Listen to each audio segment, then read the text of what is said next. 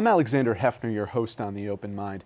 A newly born nonprofit organization, United to Protect Democracy, has an urgent goal: to hold the president and the executive branch accountable to the laws and long-standing traditions that have protected our democracy through both Democratic and Republican administrations. Its founding executive director joins me today. A White House counsel to President Obama from 2009 to 2011, Ian Bassin counseled the president and senior White House staff on administrative and constitutional law, ensuring that the White House complied with the laws, rules, and norms that protect the fundamentally democratic nature of our government. We've seen an unprecedented tide of authoritarian-style politics sweep the country that is fundamentally at odds with the Bill of Rights, the constitutional limitations on the role of the president, and the laws and unwritten norms that prevent overreach and abuse of power. This is from Protect Democracy's mission statement. It continues: the only limits to prevent a slide away from our democratic traditions will be those that are imposed by the courts, by the United States Congress, and the American people. Ian, I'm delighted to have you here. Thank you for having me. What struck me recently watching testimony where it looked like the rule of law was not intact anymore was going back to the beginning of the American Republic, the inseparability of politics and law, and the fact that we can't really distinguish between what had been established in recent decades, at least since Watergate, as norms, and that they were being challenged on a day-by-day basis.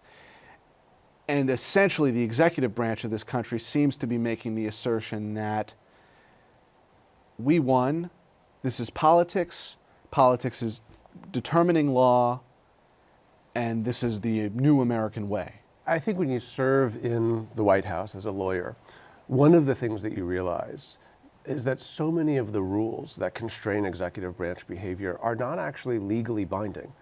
They're customary, they're practice, they're norms that have been honored for decades, and they rely to a great extent on the good faith of the people holding that office and their ultimate commitment to constitutional democracy. What was troubling in the wake of the election was the recognition that we might be entering a period in which we don't have fundamental agreement across the country that those norms are to be honored. And I think we're looking right now at the very real and present danger that we could be in a period of democratic decline in the United States. And that is why we felt the need to form Protect Democracy, so that we could go out there, educate the American public about what these norms have been, what the consequences might be if they were violated, and organize efforts to protect them from the current threat.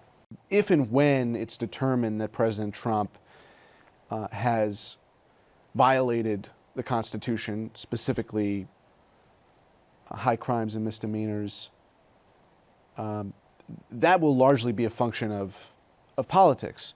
So what checks are in place now, short of tradition, what you were alluding to before, that are most instrumental in protecting democratic values? The greatest check that we have right now is the check of the American people. I think one of the things that you hear often when people are expressing concern about Trump is this notion that nothing matters, that no matter what he does, he gets away with it. I don't think that's entirely true. His approval rating now is down at around 34%. So while it may not be happening fast enough for those of us who are concerned about the threat that he poses to the checks and balances, to the rule of law, to the norms that protect our democracy, there has been a steady recognition that's been building that something is very not normal and something is very dangerous about this administration and the tide of sort of authoritarian politics that have allowed it to rise. And I think ultimately we do still have checks in our system. We're witnessing members of Congress now grow more and more skeptical about whether the president's explanations for some of the things he's done actually hold water.